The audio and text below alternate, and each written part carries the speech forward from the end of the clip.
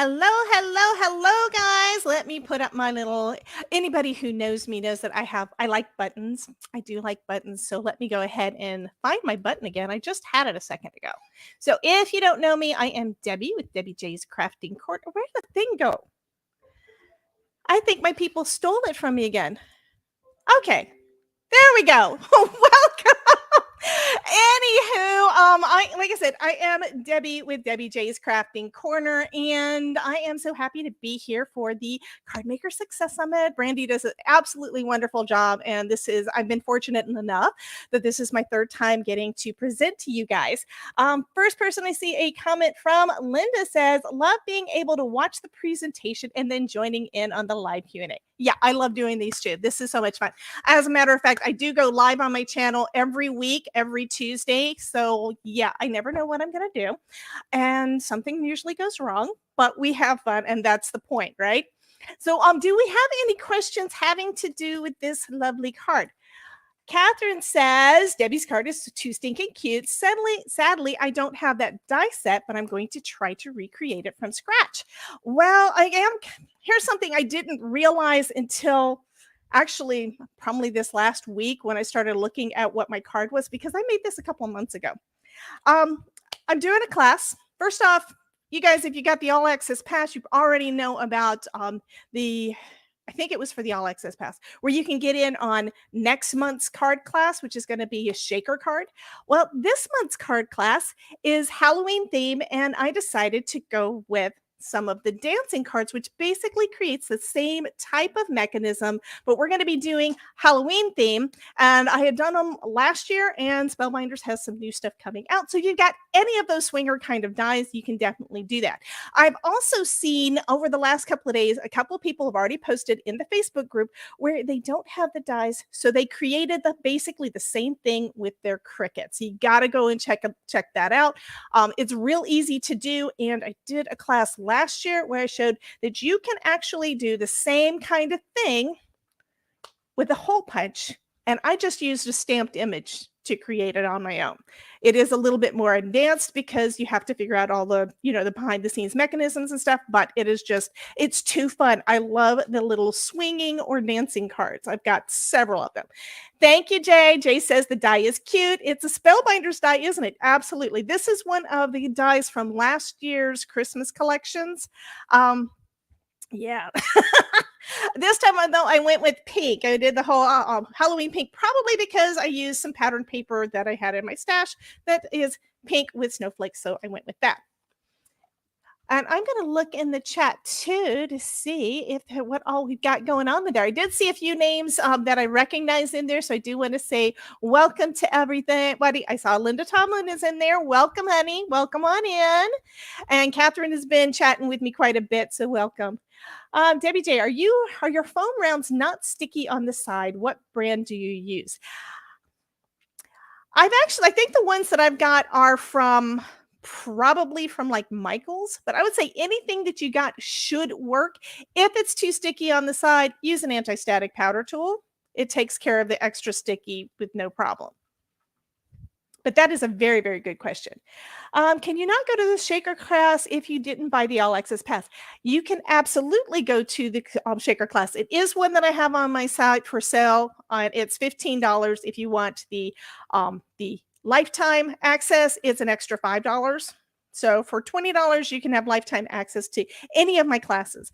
I am planning on doing some reworking on my website because there's just some things I want to improve. So that's probably going to be changing in the next couple of weeks, but not before the Halloween. The Halloween class is coming up next Saturday. So that's the next one. I'm new to this, seeing the magnets that hold down your materials on a beautiful glass mat. Where do you get them and what are they called? So the glass mat that you saw in that is from Glassboard Studios. A lot of folks now have got that. I've had mine for, I don't know, probably a year or so. And it's designed so it has a metal plate on the back and has super, super strong magnets. The magnets come with it. And I have seen, and this is what one of the magnets look like. I have seen where a lot of they've basically been doing some updating, so you can actually customize your mat these days.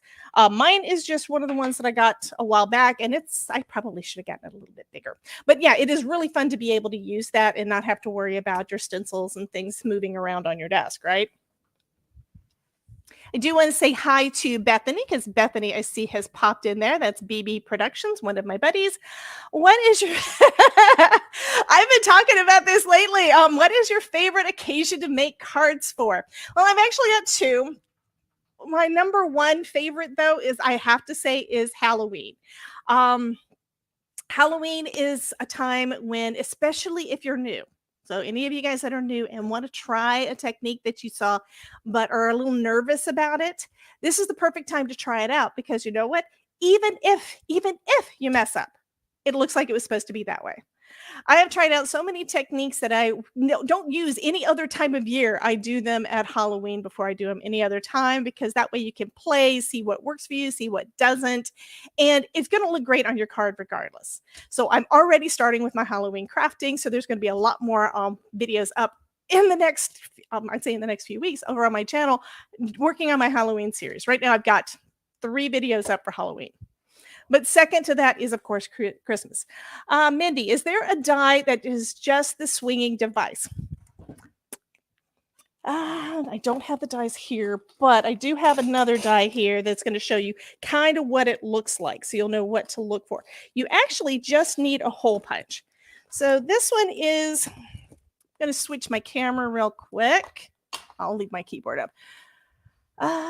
Buttons, where's my button?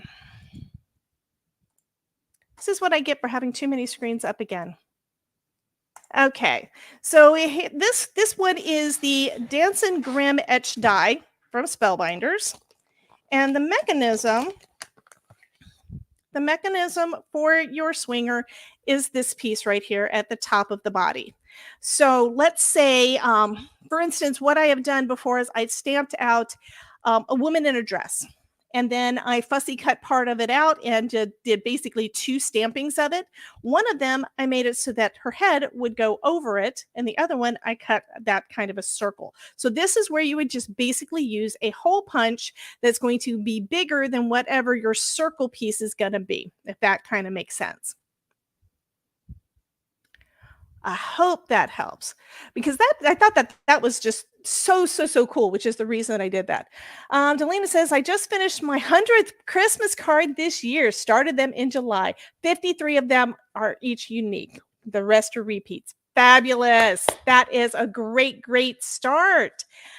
And Linda says, I love the Franken card I made at the hop. We had a hop, I think it was last weekend with Pear Blossom Press and Picket Fence Studios, and I did a card. Oh, I actually have it with me. Have this one, which because it was Picket Fence Studio, the Frankenstein monster is from Picket Fence Studio, and then we've got the lights from Pear Blossom Press.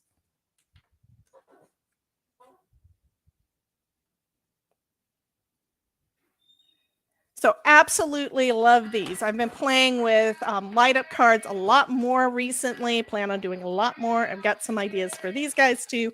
Not sure if I'm going to do it in the class or not, but there is a class that is already up on my site that is for light up cards that you guys can sign up for as well. So I do have quite a few different classes on there. And how do we get to your YouTube channel? My name, I am everywhere as Debbie J's Crafting Corner. So to get to my, and it should be, links to everything should be below the video that you guys saw in the course, in the classes, in my presentation. So all of my information should be there, but you can still find me everywhere. Facebook, YouTube, Instagram, Twitch, TikTok, everything. It's just look for Debbie J's Crafting Corner and you should be able to find me. My blog and EDU site are all there too. What am I storing my dies in? So this is from, I get my sleeves from the Checkout Store. Again, switching it over. And I'm going to do this there. So I'm up there too. So first I've got just a magnetic, this is a kind of a magnetic sticker or something. I get this from Amazon, cut it down. They come in like 8.5 by 11 sheets. So I cut those down. And then these sleeves I'm using are from the checkout store. And I've been using them for probably, I don't know, 3-4 years. So here's one of the magnetic sheets, full size. So I just cut them down to whatever size I need. Lately, I've been reorganizing. So I'm starting to put all of them into, I'm basically cutting them in half and putting them in this size, depending on what size everything is. And you can get different sizes for your sleeves. This one is 8.5 by 6. Lately, I've been getting some of the bigger ones because I have, those big 6x6 big stamps or stencils or whatever, or some of the huge stamp sets like from Simon Hurley. I finally have found some sleeves, and they're at the checkout store as well, for those, and they're nice and big. They are out. Yeah, I need to order some more, and it turns out that they're out of stock. And do I have one here? Oh, here's one of the big ones. So this is one of the humongous ones, and it actually this is a new Scrappy Tales stamp set and die set. I need to work with this somewhere. Anyway, they've got some big ones, and I love these, and that's kind of what I'm using now and just moving over to. And if I am talking too fast and you know me, go ahead and tell me to slow down and shut up. Hello, Tiffany. Welcome in. Of course, I'm just glancing at the chat. And there's so many folks in the chat that it's impossible for me to say hello to everybody, but I do try to do that on my live. So anyhow, hello, Sissy Sue. Hello, Cynthia. I'm glad that you like the Frankenstein card. That's actually the second Frankenstein card I did. I did another one right after I got the stamp set because it's just too darn cute. But yeah, I couldn't resist. I had to do the lights. I just had to. I mean... And it was so easy to do. That was something I absolutely loved. Hello, Lynn. How are you doing? Do you make mostly interactive cards? Actually, no. Mostly I make simple cards. So this one is using the Better Press. And Better Press. I've got a stack of some of my most recent ones just sitting here because I haven't put them away. I do a lot of die cutting with spellbinders. Really just depends on... I do a lot of work with some different companies. Okay. So I've got a lot of different things that I need to make projects for. So when I get the product in, I focus on the product. I focus on whatever the stamp set is, die set, whatever, and try to make as much as I can using that specific set. And then if I'm able to, I try to throw something else in. If I've got too much to do, it's kind of impossible for me to get all of the things done. What are some of my favorite techniques? Well, like I said, I do a lot of die cutting. Used to, I didn't like it. Used to, what I would do is I would do stamping and coloring with alcohol markers. Then I got better at die cutting, so I do a lot of that, and I find that it usually takes me less time than trying to color an image. Although right now I'm doing a lot more simple watercoloring with Tim Holtz watercolor pencils. So that's kind of one of my favorites right now. I don't really have a favorite. Kind of just depends on, I don't know, what I'm thinking about at the time. And if I've got something in my stash that I really want to learn to play with better, and just do it, because that's kind of what it is. There's so many fun techniques. Embossing folders, foil, hot foil. Oh my God, hot foil is absolutely one of my favorites, and I do it all the time. I do it, I think, at least once or twice a week. Problem with some of them, though, is you get started and you can't stop. So there's, I think, at least a couple of different live streams where I've spent just an hour just making panels, and then, I don't do anything with the panels because I didn't have an end project in mind when I got started. So I was also playing this last week with some of the mica stains that just came out from Tim Holtz. So those are fun too. And like I said, I do love Halloween, so we made some fun mica stain panels, and now I have to figure out what to do with them. Other crafts, I have done crochet. I haven't done a lot of it recently just because it takes more time. I've done paper mache, another thing that takes a lot more time and a lot more space. Haven't done that in quite a while. Mostly I stick with paper crafts primarily because of how much space it takes to store the finished products and how easy it is for you to give them away. I also do some sublimation with artistry inks. If you haven't heard about that, it's kind of like the sublimation where you can do with the printer, but you don't need the printer. It's inks, it's stamps, it's paints, it's the things we're used to using as card makers, and then kind of putting that over onto more physical products. There is a kitchen towel I did recently that I used stencils from Spellbinders and the artistry inks and got this, and basically did a twofer, did a card with a matching towel, or towel with matching card, however you want to say it. So there's a lot of fun things you can do with the things that we have. What is one of your least favorite techniques, or maybe a supply that I do not like using? At this point, I can't say that it's my least favorite or that I don't like it. It's basically if I don't know what I'm doing with it.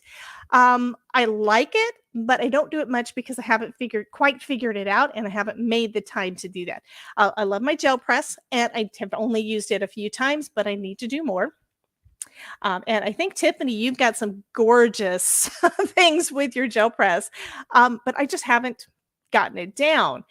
Same thing with pan pastels or pastel and the Tim Holtz crayons. There's just different things that I haven't quite figured out how to incorporate it into my card. Also without making a tremendous mess, because that's another thing. I don't like getting my inky fingers all over everything. And when I'm crafting and I'm using one of these, yeah, I'll wind up getting ink on my fingers, and then I'll wind up getting that on the card, and I'm a little bit OCD, just a little bit, and that bugs me. Oh, absolutely. Natasha, absolutely. Have you ever used your Better Press plate on a hot foil machine? That was one of the first things I did. So when I got I saw the Better Press for the first time at Creativation, and I recorded, my brain just stopped again. Anyway, I recorded using it while we were there. And then, to be honest, when I got mine, which I've had mine a little bit, when I got mine, I used that video just to refresh my mind as to how it's supposed to work. And then this last week, yay, they've been sold out on pretty much everything Better Press. So I just got in my next set of plates. So it's like, yes. But when I got my first one in, when I got the Better Press system in, the whole bit, one of the first things I did was I did do some foiling on it. I think I did like about 6 panels with that first one. And I've made cards with all of them, and it's just so pretty. They give you really fine detail compared to the glimmer plates. The glimmer plates are fabulous, and I absolutely love those too. But the Better Press does give you a little bit higher definition, higher detail. So it does still create that really nice texture. And I've been using the Better Press with all sorts of papers and stuff too. My main challenges with die cutting. Thank you so much for that question, Jody. So my main challenge initially was that I had and I still do, haven't gotten rid of it yet. I have the Sizzix Big Kick, which is the same thing as the Big Shot, but it's the one sold by Michaels. Okay, so I've got that, and it is about this long, meaning if it's on my desk, it takes up this much space. It basically takes up the whole desk, and I don't have space for that. And it's cumbersome to move around and all of that. So since then, I've gotten a Gemini Junior, which made it a lot easier because I could keep it right on my desk. I would keep it right over here. And then I got the Platinum 6, which is my favorite because it's nice and small and compact. I keep it under my desk, and I bring it out whenever I want to die cut something, and I don't have to get up. What I was having to do before is, because the other machine was so big, I'd have to get up. I'd have to go back out of the room over there on the table, and out in another room, there is my Big Kick, and I just have to stand there to do it. So some folks have issues with their hand and like carpal tunnel with cranking, especially, if they've got any kind of issues. My problem was standing over the thing, my back hurt. I did not like getting up and using it because I'd have to get up from my desk. I'd have to get up from whatever my thought process was here, detach from that, go over into the other room to die cut something. If I wasn't going to be die cutting more than one, it really wasn't worth my time in my mind for me to go do it. So that was my issue. I would say if you like working at your desk, and some folks have got a better setup than what I have. I basically got a 7-foot long desk, and if it's not within easy reach, I'm not going to use it. My husband's desk, that's one of his desks back there. He's got another desk over here. So I work in an area where I share it with my husband, and he works from home. I don't like having to get up from my desk to go get something. If I don't have it within easy reach, it's not going to work for me. If you have a kind of a kitchen kind of layout with an island in the middle and it's easy to get to all your stuff, you won't have the issues that I've got. I probably would not have had as many problems if I had that kind of layout. We don't have the space for it. So that's not going to happen. Maybe one day. What is a gel press? Okay, Catherine. This I did see someone yesterday was talking about it. It's actually made out of a type of gelatin. And I think I'm trying to remember what's actually in it, but you can do DIY gel presses. You can make them yourself, and it does have a gelatin content to it. So it looks kind of like Jell-O, I guess. It wiggles and stuff. It's about like this thick, probably about a 1/2 inch thick. And you can do a lot of fun multimedia type of designs on there. I've played with Carolyn Doobie. She is fabulous, absolutely fabulous. Her and Shara Baglioli, and I probably said her name wrong, but they're both fabulous when it comes to using these, and you can make lots of different kind of designs, and it's so, so, so fun. With me at this point, part of my issue is figuring out how to use when I can get a good pull, figuring out how to use it for another card. You basically put all your paint and everything down on it, or your inks. I've seen lots of people using inks. You can basically use anything on there as long as you're not cutting into it. That's my husband, by the way. Say hi, Todd. Like I said, he works from home, so he's got his stuff over here too. But it's a multimedia tool, I guess is what you'd say. It kind of looks like a big stamp. Where do you buy the Better Press system in all its glory? You get that from Spellbinders. They basically, and I swear I talked to, I had his name in the top of my head just there for a second. Sorry about that. What Spellbinders basically did is they took the old letterpress way of doing things that was messy, and you need the brayer and all that stuff, and they tried to make it as simple and foolproof as possible.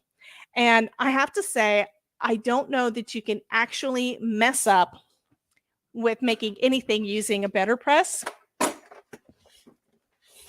And let me show you real quick why. I don't even have a home for the thing yet, so it's still just living underneath my desk right now. And this is what it looks like. This is the part that is the genius part, okay?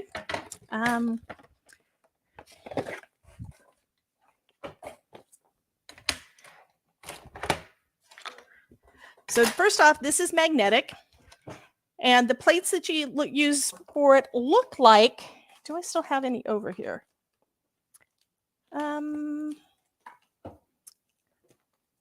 Actually, I've got one then that I'm not using yet. This is something that is coming out soon, but I'll go ahead and do it. So these are some of the little plates that come with it. And I know we're getting close on time, so I'm going to not really go into too much detail on this, but I just want to kind of show you how I think that this is fabulous for just as a stamping out apparatus, regardless of whether or not you want that really cool texture that it gives. So this looks kind of like a glimmer plate. Okay. It's not as thick though. It's thinner. And this will stick to the magnet there.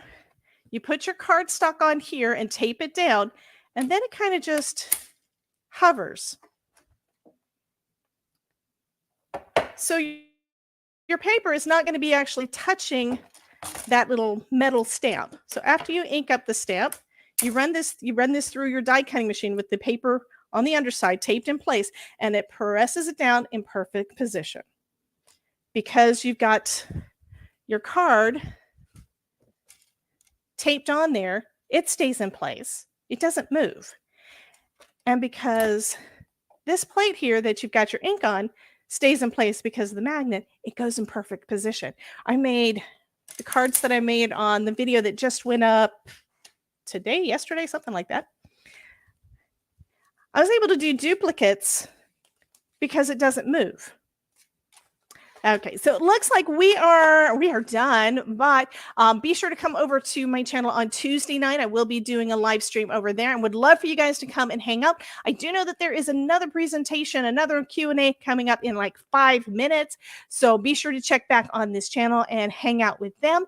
And I am going to say bye, guys. Thank you so much for hanging out with me. I really, really appreciate it. So